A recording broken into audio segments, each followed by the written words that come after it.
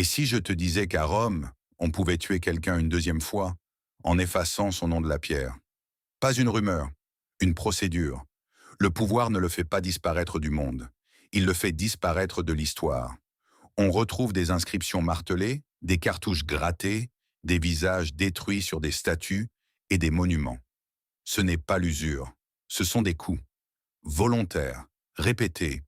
Et le plus froid, c'est que ça se voit encore, comme une cicatrice dans la pierre. On appelle ça une condamnation de la mémoire, une peine après la peine.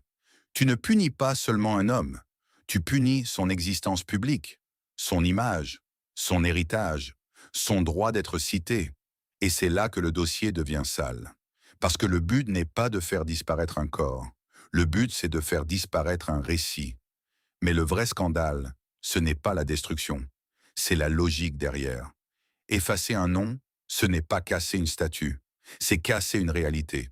Tu supprimes un héritage, tu coupes une lignée, tu changes des alliances.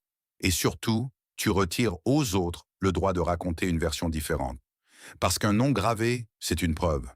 Et quand une preuve te gêne, tu n'argumentes pas.